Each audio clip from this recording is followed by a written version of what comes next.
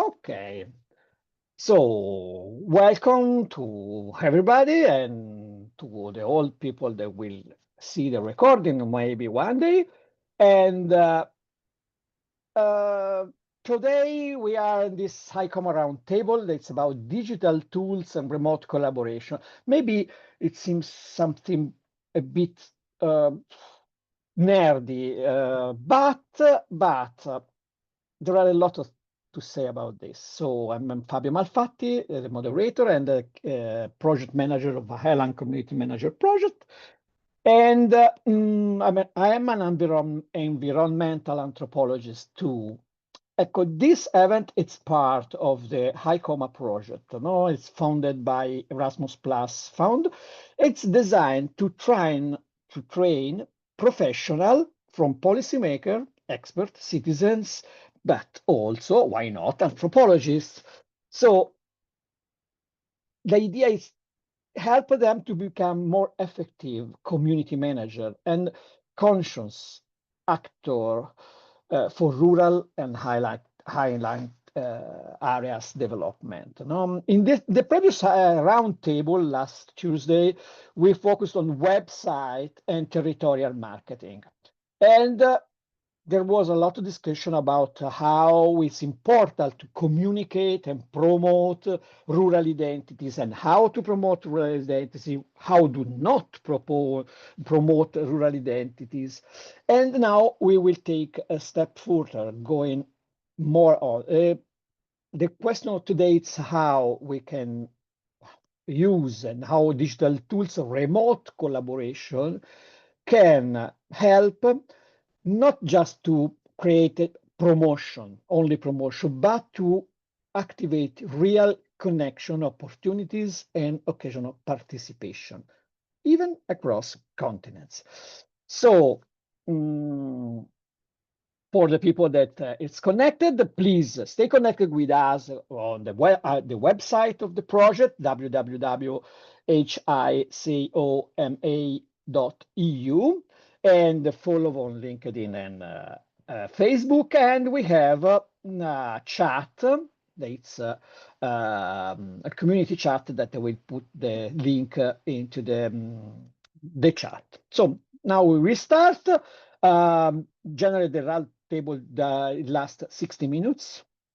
And hola, Denise. And we will have 2-3 rounds of discussion, question, and we can have a bit of audience interaction. It depends how many people will participate. But you can write a question on asking in the chat. And important recommendation about the automatic translation subtitles, because they will remain recorded with the recording. And so it's important that you set, who is speaking, set the appropriate language or will not be translated, neither transcribed. Okay, the audience can choose his preferred language. The closed caption, it's on the bottom side of your screen. You can see something that's called a CC, closed caption, and you can choose all the options. Well, now I will introduce the speakers.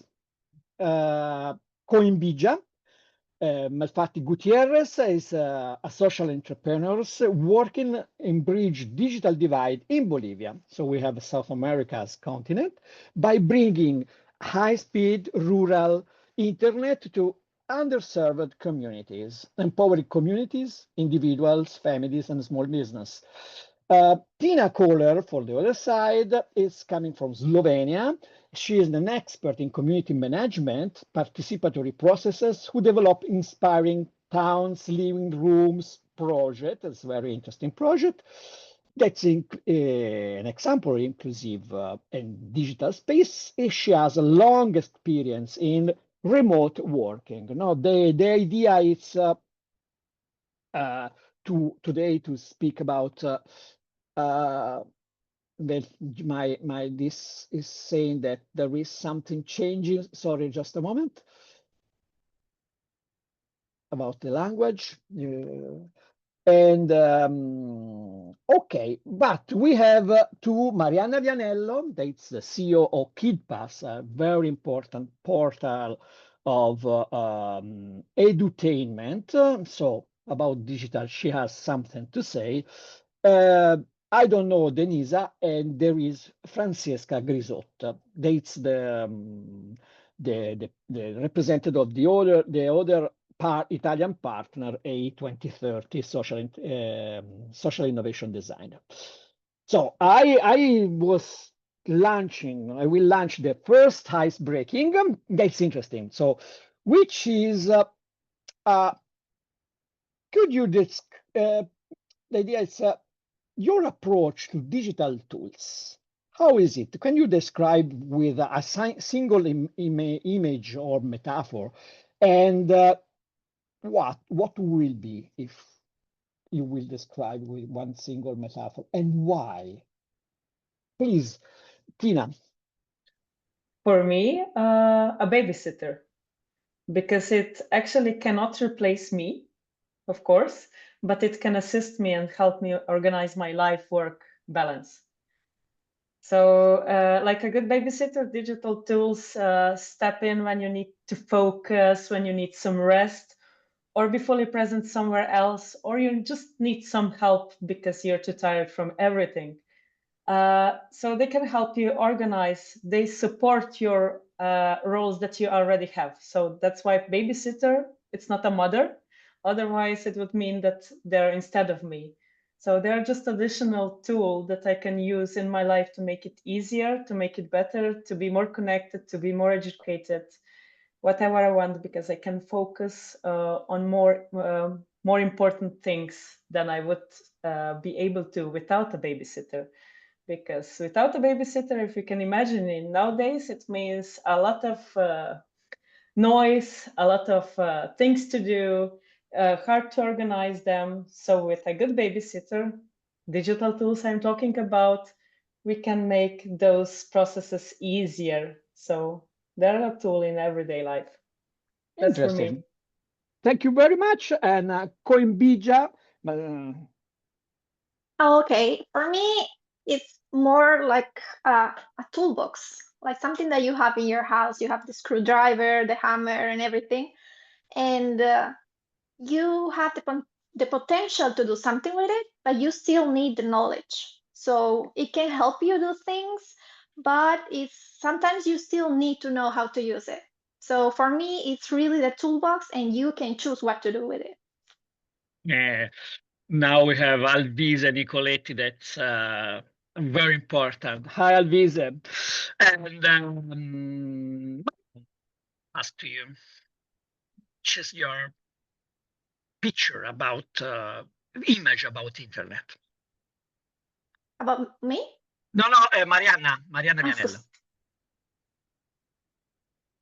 For me, is a powerful tool that changed my life, I think.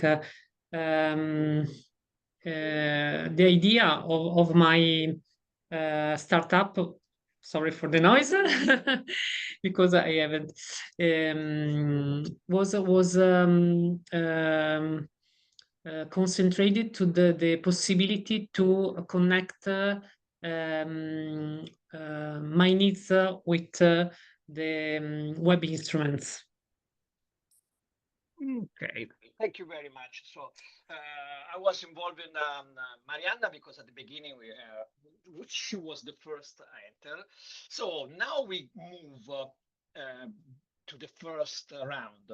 Okay, at the moment, the idea is for your personal experience. How have digital tools and remote collaboration transformed or could transform rural and highland areas? Tina. So in my opinion, the most important things, because I especially work with communities, it's breaking isolation. Because nowadays everything is digital. It's not digital just in rural areas. We can see that also in urban spaces, because elderly people, for example, have difficulties with all the digitalizations. So bringing digital and internet to rural areas would break the isolation because it would become more accessible. It's also bringing knowledge and visibility to those areas. Knowledge nowadays is everywhere on the internet. So even if someone cannot afford due to lack of finances or due to poor connections or whatever reason to go somewhere to gain knowledge, they can easily gain knowledge via internet. And on the other hand, also it makes those villages or rural areas more visible. And the third point would be the remote collaboration, because working area, that could be also working area for digital nomads. It's also working area for people like me who are not really fully completed digital nomads, but I travel quite a lot. And I especially enjoy the nice views in rural areas. So if there would be a better digital connectivity, that would probably attract even more people like me, which would help those areas to evolve also in future. So it's actually making rural areas more resilient, more visible, actually more future ready, because everything starts with people. As I said at the start, it's breaking isolation, not just in knowledge, but also the isolation of being present in nowadays world. So they're becoming more future ready because if you can imagine people from rural areas, when they come to the digital apps, they're usually lost. I've seen that on many workshops I had before. When they were really interested in the workshop, they had many ideas what they could change, what they could do. But when it came to an app, just to make a simple PowerPoint or use Kahoo or something, they were lost. So connecting rural areas and giving them ability and possibility to use those tools, to get to know them, would connect them to other parts. And here we come also to the public transports. All the information about everything nowadays, it's found online. I don't even know where the timetable for the bus is in my city because I have it on my phone. So even if some elderly people would ask me, when is the bus going? If I wouldn't have my phone, I couldn't give them info. So we started the basis with why it's important, because digital, it's the world where we live in. So if they are not connected, we have a big problem also with the isolation. Okay, really, this is the point of the user point of view. Now, Yeah. I will ask to Koembijia the same question, but to sit on the point of the internet provider, because for who is connected after the presentation, Koembijia is one of the CEO of the CDC Informatica in Bolivia, and they bring a high-speed internet connection to rural communities, indigenous communities. So they are the first internet provider in south of Bolivia, in Camiri, and are still the biggest one now. So please, Koembijia. Like, from my point of view, I always thought that internet can be a tool to get equity of opportunities, right? We are talking obviously about a different experience because over there they might not even have like water or electricity, but they have internet. Because why you say that's kind of weird? No, because they have cell phones. They find a way to have a cell phone and to have a way to communicate to the world. So it's like Tina said, this is about clothing the digital gap, but also about taking them out of that isolation that they might have because they live really far away or because they don't have all the services that they could have. So I think that digital tools can really make a difference. And I'm like the living proof of that because I'm I'm in this program from Europe just because I have access to it. So I think that more people around the world should have that same opportunity if they want to learn and if they want to work everywhere. And talking about remote collaboration, for us is really important because our technicians need to work really far away in mountains and things. And if we couldn't remote collaborate during those kind of jobs, it would be really hard for us. So most of our job is really about it, and it can really help transform their lives because most of our technicians, for example, are indigenous people who didn't know anything about internet and they started learning. So now they can provide more internet to their communities. So I think it's an amazing tool. Mm. Now, this 2 point of view, I will add some just colors and events. When I was working in Chile, in South America, I brought the first modem, portable modem, in a community where I was working. So everybody was saying, what the indigenous people need internet, they need water, they need other things.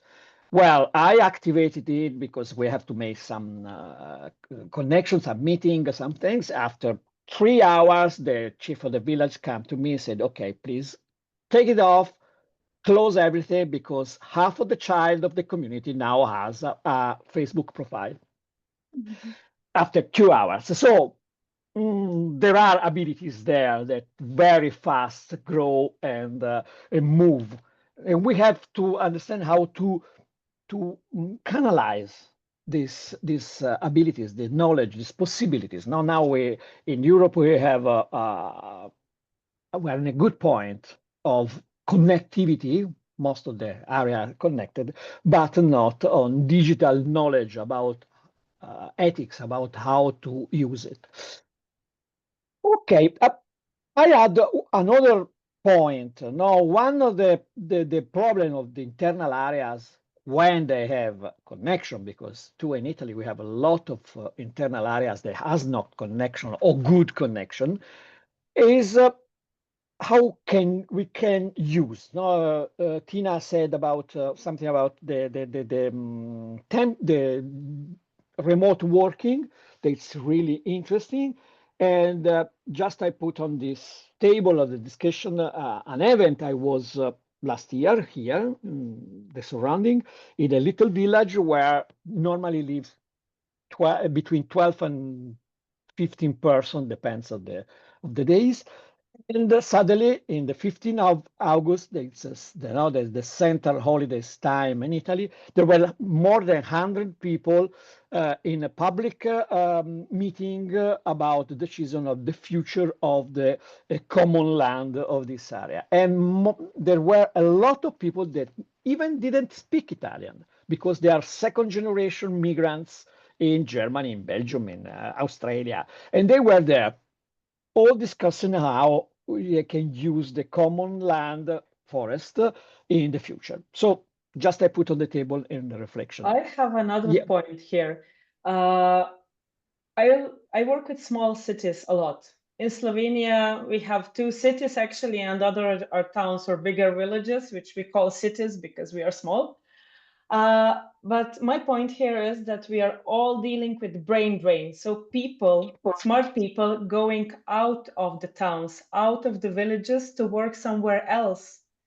And a better connectivity to digital tools in rural areas could also help with that raising problem, because everyone is moving to capitals, to bigger cities, and not staying in the villages, which means that villages are slowly dying actually. So with a better connectivity, we can keep people there, because as we saw in 2020, a lot of things can be done remotely. And also remote work is now more popular, more accepted. Employers know it, employees want it. So if we have digital tools in rural areas, that would mean that we can keep the residents there, because we give them possibility of working remotely from home. Because if I don't have a good internet connection from home, I just cannot work remotely. So Exactly. that's also one big step we can do with providing those tools and internet connections, which Koembijia is actually doing in the most rural areas of this world, I think. So I think that you're making a big change and you're actually saving villages from dying, not just providing internet. What's your point of view on that? I think like if you there are so many young people that actually want to stay. They maybe go out and study, but they want to go back and help their villages. And if they don't have the chance to work or to find other things, they are forced to leave.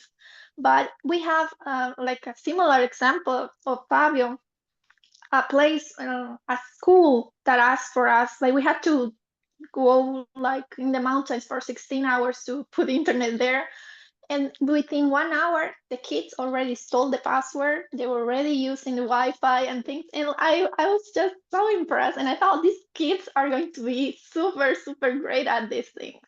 And some of them, they went to university and they are learning how to program and do things because they had that curiosity about technology and they had the chance to get it.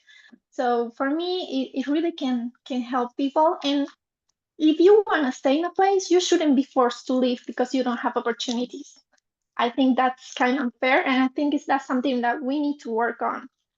And I wanted to add something too, because a couple of years ago I had a chance to work in a NGO in the United States, and over there, obviously, the problem was not the availability of internet because they have fiber optic and everything. The problem there was that people didn't know how to use it because everything needs to be done in internet. If you want to find a job, you need to do your CV in a certain way and things. And people that didn't have access to a computer at home, because most of people just use their phones, they really didn't know how to get a job. So I realized that the next step is that you have to teach people the tools and how to use really internet. If not, they have the toolbox and they don't know what to do with it. It's nice, these things that you said, because I was thinking two things, but I think the most important is everybody knows what happened in Spain, that have 3 days of blackout, and suddenly no internet, no connection, nothing, and and and something new appear, because we can say it was a disaster, but from the other side, there were a very interesting activation of people to exchange. Who has a little radio was staying in the street with a radio to help the other to understand what's going on, and there was a solidarity, and okay, there was no water, no electricity, no everything, and in the town it's a disaster, but there were some. So we have to understand how to use internet, how to don't be the only way we do things. I remember last year I was in a workshop in a school, and the teacher said me, "Oh, why you don't bring some multimedia activity or some multimedia video and interaction?" I say, "Look, this child has not the need to use internet or interaction. They need to start again drawing now, so use their hands." So this is the moment to go back from the full internet. I don't know how is in English, but we have a lot of internet in our tummies, and now we have to change the point, not change the way we use it.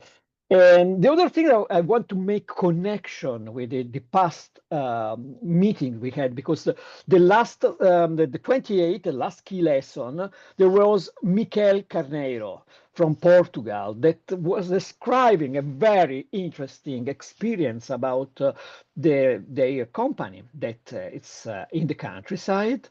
It's in little small villages areas. The village around is 2,500 people, so it's not so big.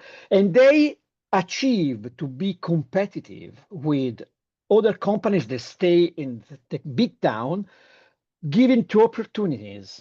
One, okay, three really. One, a governance system that it was involving the people is working there in the building, the company. The second was the remote working. So they could catch people that's far away, maybe they can there or not. And the third, they were in the experimentation of the 4-day weeks, and the 4-day week, working week that started from United Kingdom, England. They started this study some years ago, and they were one of the companies involved in the study, and they have really great exit. So you can go and check the last key lesson, but no, we are now in the central of the problem. How we can help the areas to keep people, because in Italy, we have another problem that people is leaving, abandoning leaving the countryside, going to live in town, or worse, they live in the countryside but just sleep there because the center of their work and their activities is in the town. So the child will go down in the town at school. They have their connection there. The fathers will stay in the village because it's more economics, but their life is not there. So you have a small house and a huge surrounding that before was providing food and material for thousands of people is completely abandoned. And now the problem is that we have wildfire, we have landslide, we have hydrological problems. So we have to think how to help people to revitalize these areas. Tina was with hand. Oh, yes. Before, when you were saying that they are using internet and digital multimedia too much, we actually have two problems. On one hand, we have poor digital connectivity, and on the other hand, we have too much digital connectivity. So that's also the reason why in the icebreaker I choose Babysitter, because it's also representing like a healthy habits. So to use digital tools in a healthy way. So that's also important when we are bringing digital tools to rural areas. It is important to also to teach them how to use them responsibly, to teach how to use them in healthy manners. So healthy digital habits. Because otherwise we will have a problem. Like you said, in your case, that the chief of the village came to say, just close it down because kids are having Facebook. Yes, it's okay to connect them, but we also have to be careful about how to teach them to use all those tools in a healthy manner. Okay. If we should learn from urban areas what the problem is, because our kids in the urban area, they have too much access to all the digital things. So they, yes.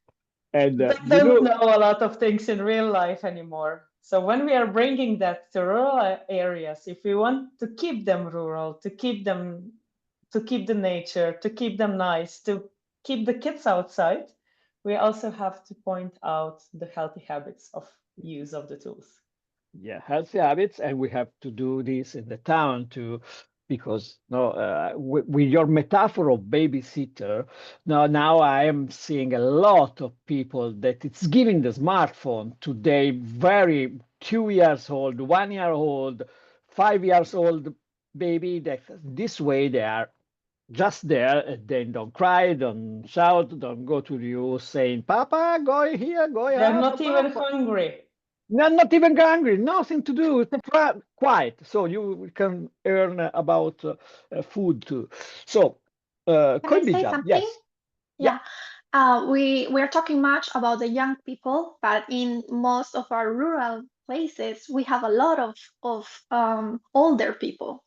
And in our places, the problem was that they were really spreading fake news because they got this from someone and they started spreading to their 100 children and things like that. And so this year, for example, we started I went to a place to learn how to use tools, easy tools for them to teach them how to check the information before sending it. And while people were thinking that maybe kids nowadays can easily understand if something is fake or not, maybe with AI and things, older people don't because they don't have the tools. So they are a kind of population that we also need to understand how to provide and how to do it easy so they can really use it in a really healthy way without spreading And in a misinformation safe way, or things. probably. Yeah, because they can also get into fraud and things because they don't know the tools and they just click at everything. So it's that's why I said it's a tool. You have to have some knowledge on how to use it for your benefit. If not, yes, you can get hurt sometimes. Look, it's interesting what you said because this morning I was just making a post on LinkedIn about these gossips and how they are a way to use power to manage power into the communities. But when gossips spread out from the communities where each one is knowing each other, so most of the community can just say, go to the other person. So it's correct, this, but there are some people that is out. So the impaired one, the lone woman, the poor, etc. But when the gossip go out from the community and become, we have the example of Bibbiano where start a big political gossip about how people social assistance was stealing babies from families and giving to the other. Absolutely. And now after 3 years of trial, everything was fake news. So one thing is it's big title before and now it's small and tiny title. So make And the it can same ruin title. someone's life. Yeah. But you can rebuild someone life too, because if you use the same power of big title saying, okay, everything was an error, you can rebuild the life of the people. And here about this spreading of fake news, I put a link of a really nice instrument. It's the Sefirot. It's an Italian editorial.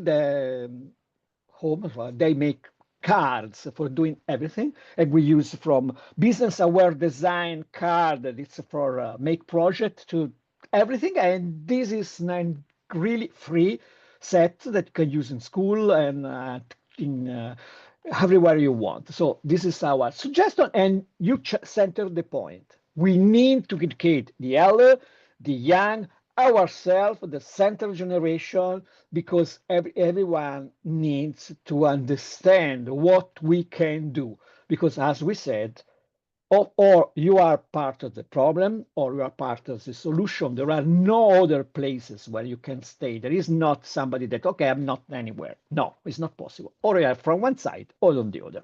So we have to choose. I go to the second round because we are chatting a lot, but it was really interesting.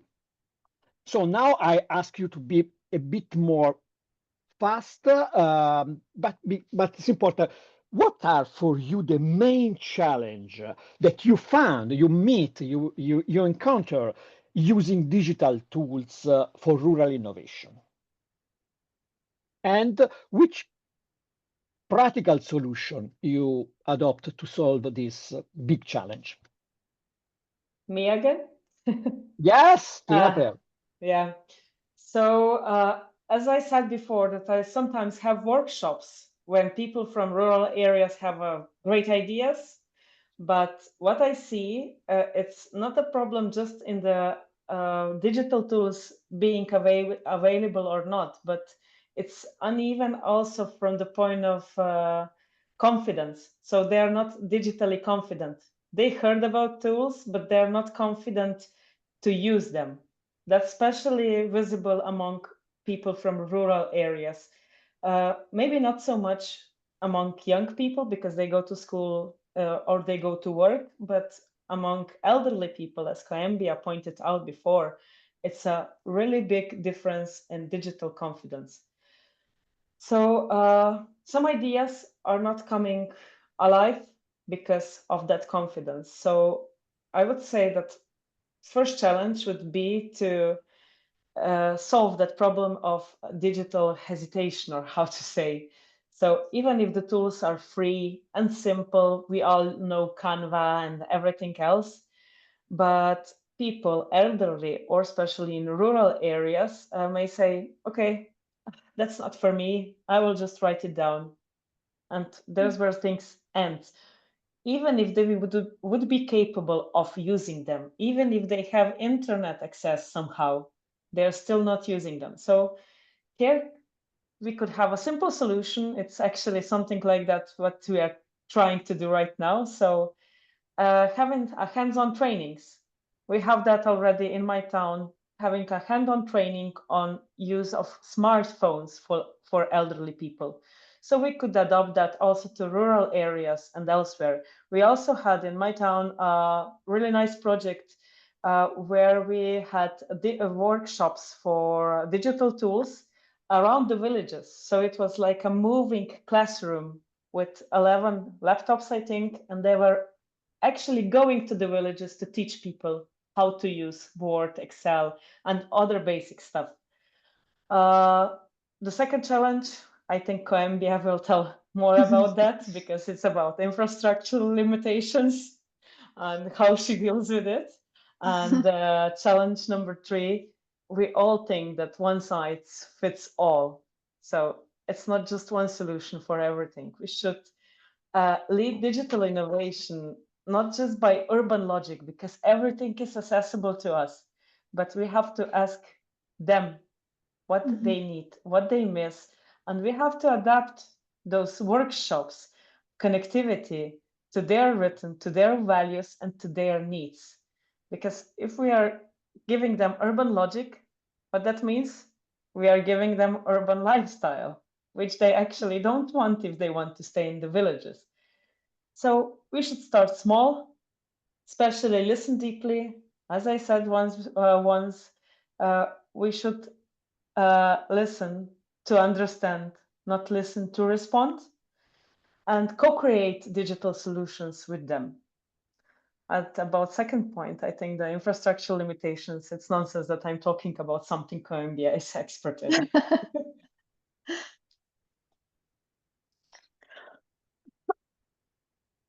Fabio, you're muted. Yes, no, always.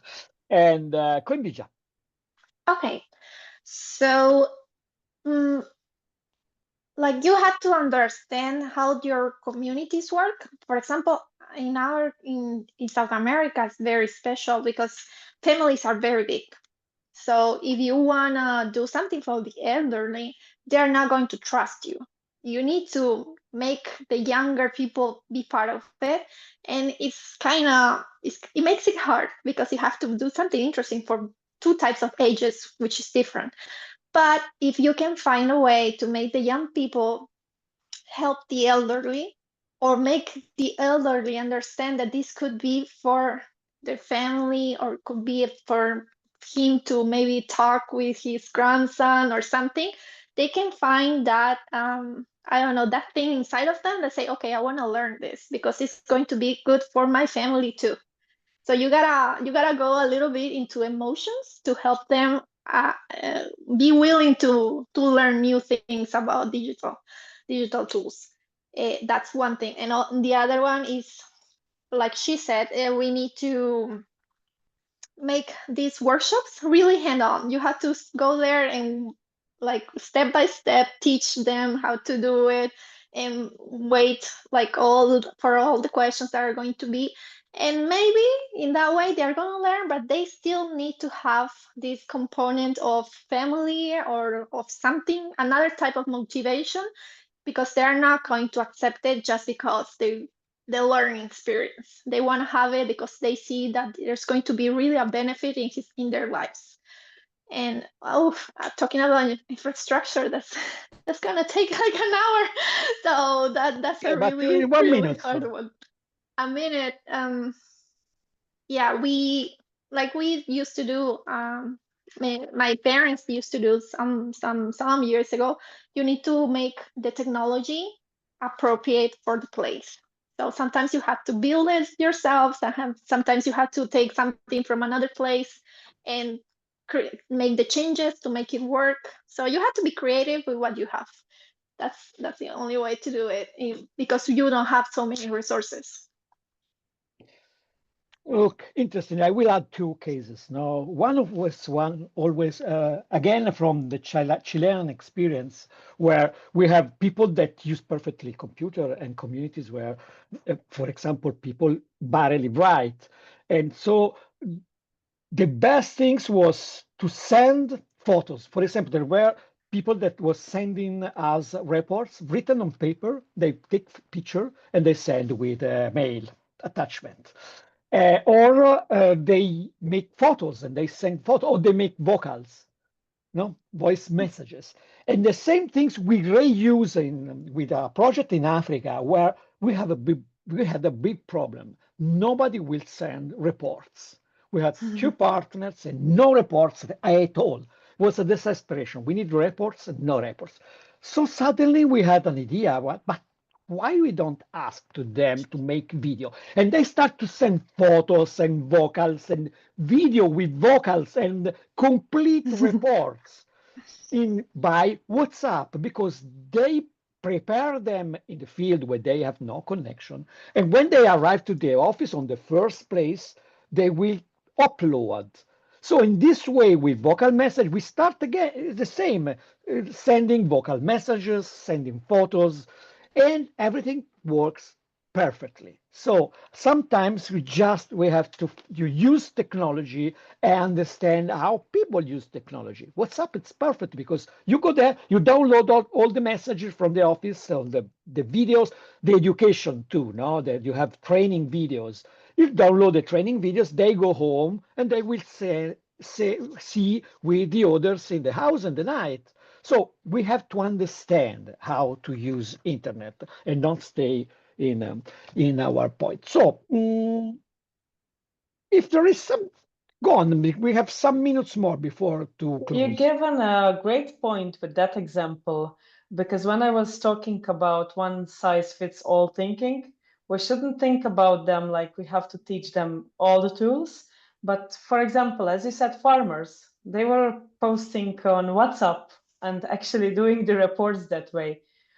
We can help farmers just create short videos about what they are selling. So we are actually teaching them how to do things online and how to do their own thing more efficiently, with more money, with maybe more workplaces in their family, so they can provide more for a family. As Koembijia said, that the family is the most important thing in those rural areas. So I think that's a great point, what we have to be careful about when designing projects or webinars for rural areas. We have to listen to them, what they need, what they want, and not to try to change them.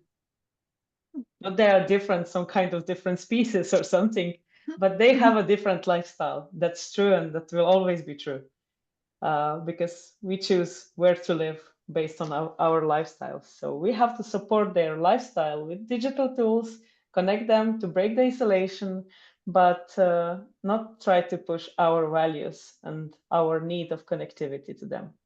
Exactly. Well, you centered the point. During COVID time, we had an organization here near Monte Pisani, so it's 20 minutes from my house, and we cannot go out. And there were a lot of people we connect. And there were two elder people that have no computer, but they have not a smartphone, a cellular phone. So we connect them with Meet, that they call the number, and they could follow the meetings.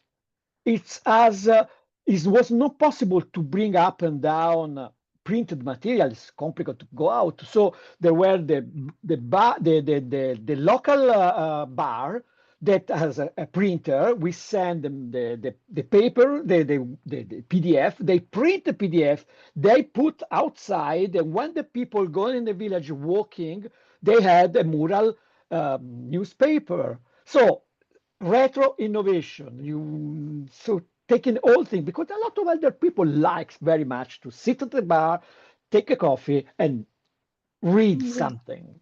So why not? We cannot print. No. So we have to mix these ideas. So we are going to the, if you have to add something, Koembijia, please. We are, No, I think most of the examples have kind of explained the idea that is true, that we cannot think, even if we think that we have the solution, we really cannot be that sure. We need to ask, we need to listen to them, and we need to try to understand what they really need, not what we think they need.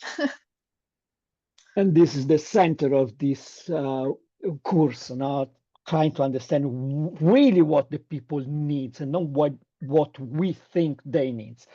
So we are going to the end of this, and we were missing a bit about remote temporary residence. I will just resume in 2 minutes, but was really, really important, this going in deep on the use of digital tools. No? So I'm very happy of your contribution and the discussion how it was going on. I will add that we have a challenge now. One, it's how to keep people into the countryside without they go out to search something else. How to bring back people like the lead partner of this project. It's a CREA 360. It's a big a project organization, a European project organization that have his main headquarters in internal area. They decide to go there because writing project for people that's it's in the place, you have to stay in the place. Sometimes this organization are out. And we can, with these instruments, we have new models of residency to living in the places, not for the life as before. Now people it's coming, stay there for 1 year, 6 months, 1 month, and go away. So the clue is one, keeping people coming to your village and keeping connected the one they are going away, because they can still help the community to grow with their expertise, and could be a promotion. So, for example, some municipalities give free place to stay. I don't remember the word, for who will give some hour. So the digital nomads, the people that remote workers, we give some of the free time to the communities. So you can attract a person like me. You say, okay, I give you for 3 weeks of free house for you and your family. You stay there here and you give twice a week, a night, an afternoon, 2 hours to teach what we need. We need about non-material values of vocational areas and what you want. Maybe I can, maybe they need Koembijia that help them to develop a rural internet area. So this was the center of what we said. And there is also an economical aspect of what you were saying. It's not just about teaching people what do you know, but even if people like us go to the remote places. I usually go to a really nice guest house with vineyards all around. They have a good internet connection, of course. And director of tourism there once said to me, Tina, you're actually the future of our tourism, because you sleep here, you spend here, you enjoy the views. While you're working, that means you're economically stable, and you spend quite a lot of money for nice food and nice wine. So also from that aspect, digital nomads or residents are really important because they can help the local economy to grow. Okay, perfect. Thank you, Tina. Koembijia, you want to say the conclusion? About the temporary residence, you mean? Do you want to? How you will close this connection? We have around 60 seconds. Well, for what I've seen in our communities, what they do is that they leave to study and things, and they come back, and they maybe do remote working, programming, and things like that. So they use that. Actually, the city where they go is their temporary residence, and they go back to their rural place. So it's kind of like a different way of seeing, but I think it's still, you still can use the place to give you something, and you can give something back. Perfect. Thank you very much. That's really, really important to connect with the place. And we have to develop instruments and strategies to help and make faster the connection of the temporary residents with the community. And we have a very good case study that it's start working in Portremoli, that they are working on this. It was in the past meeting different times. So search, I will put the links in the future. So now I put the link for the community chat of the project. So you enter in the community, please click on the link. It's on WhatsApp, unfortunately, for who use only Telegram. And I just remember the next step, because the 70 next Tuesday, we will have a meeting about a roundtable about data AI and artificial intelligence and data management for rural development, rural areas. And the key lesson of 28th of July, digital tools and remote collaboration in practice, where we will go more in deep on different points, but one will be the temporary resident. So please follow up in Facebook and LinkedIn. You can search HiCoMa Project, and you will see Highland Community Manager is easy to find on the website. And please, if you want to follow news, you have to follow us somewhere, or will be the last time we will see. So goodbye to everybody, and see you soon and next Tuesday. Thank you to everybody, and thank you to Alvise, and thank you Marianna, Francesca, Rudy, and Stella that follow us until the end. And see you soon on these channels. Bye bye. Thank you. Bye-bye.